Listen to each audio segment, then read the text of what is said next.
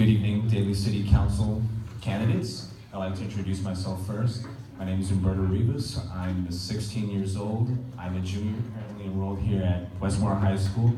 I am accompanied here with 6 of my members from World Debate Club. It is a community club here at Westmoor where we would be the first club to be associated with the National Speech and Debate Association in all of San Mateo County, out and competing against other schools, not only in California, but in the nation.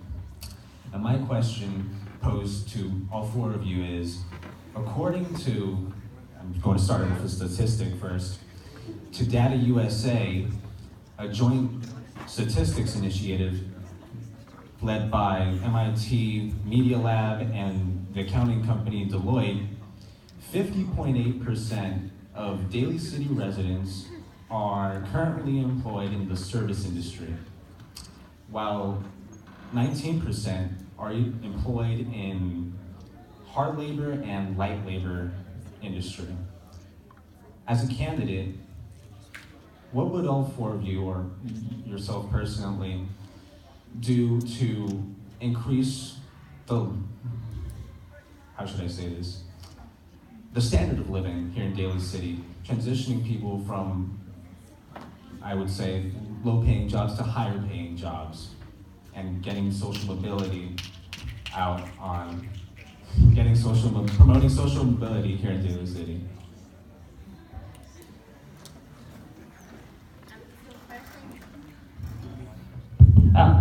Sorry. Firstly, let me commend you on how well poised you are. I mean, I did debate at Lowell, and you would have kicked the butts of any debate team from Lowell, so good job. So I think it's a really important point.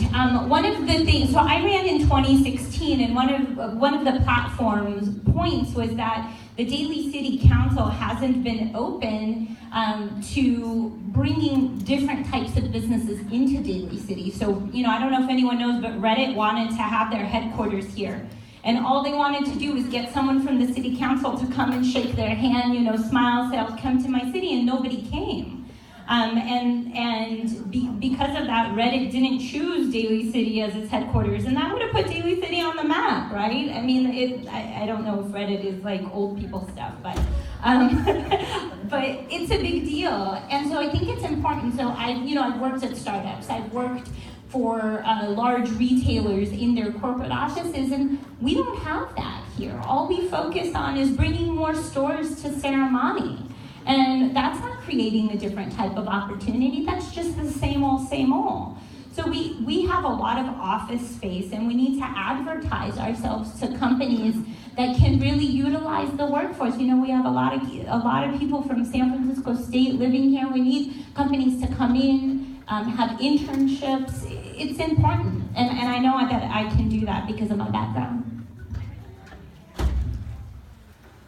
So my background has been nonprofit work for a long time. Before I was executive director for the Panoy Educational Partnerships, I worked at this one organization called the Japanese Community Youth Council, JCYC, in San Francisco. And one of the programs was called MAIEP, the Mayor's Youth of Education Employment Program. And they believed in this whole thing of workforce development. And that is just so important in terms of workforce development.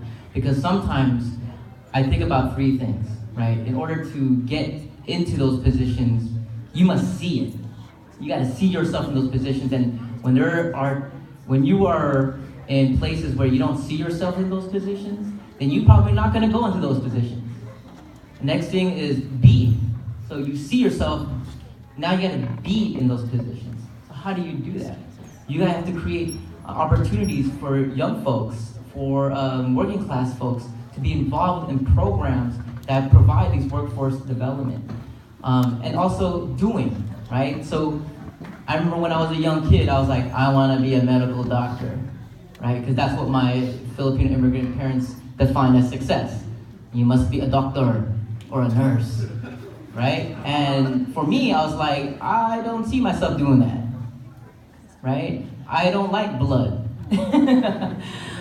So we have to find opportunities where we could develop workforce development, where we can see yourself doing it, being and doing. Oh, thank you. Well, having attended that Skyline Summit was eye-opening because, as you know, that your age group will be transitioning into where everybody's feared of AI, artificial intelligence, taking away jobs. So it's going to be a transition that Skyline College is willing to support. So we as council members have to create that and support that financially so you are paid for that. And being a woman, that I am the only woman on here, the other two members here, the gentlemen, were supported by unions. So actually the unions themselves have trades that you probably haven't thought of. They have, while you're in school, whether you want to be a doctor or whatever, you're going to be making more than a living wage. And it's also up to a council member that we provide and make sure that in Daly City that you have the wages to make when you want to work to transition as well. That you don't have to worry about going to what you're going to eat or what you're going to afford. So that's part of our responsibility in collaborating with our community colleges, or whether it's our unions. We make sure there's a thing called a project labor agreement, which makes sure that we have workers' rights, workers' protections, and there's a movement around your age group to join unions. And it's not always about the carpenters, it's about making unions as part of other jobs you haven't thought about, businesses. Yes, you can form a union, which is protection against wage theft as well. So the other two gentlemen and myself are endorsed by the Labor Council. Thank you, and we create more opportunities. So let me say that, again, this is all trying to get you folks more involved in your own communities and your own success. I think education is the great equalizer. You have the power to make yourself better by getting the education or the training that you need to advance in society. And it's going to take a lot of hard work, but it starts with you. It starts with your own personal responsibility to think and decide for yourself, what is it that I want to do? How do I want to be successful? I agree with Mr. DiGiovanni. Unions are a great way to get there.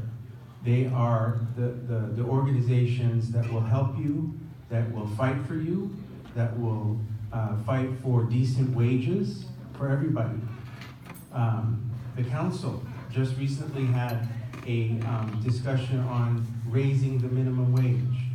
That's what we're doing because we believe that it's not enough, that you shouldn't have to work 2 or 3 jobs and still be poor. That there are some things that you can do to be more active. So if wages, minimum wage, that sort of thing is important to you, then get involved in advocating for raising the minimum wage. Get involved in talking to your legislature. Be a leader that does that. Thank you.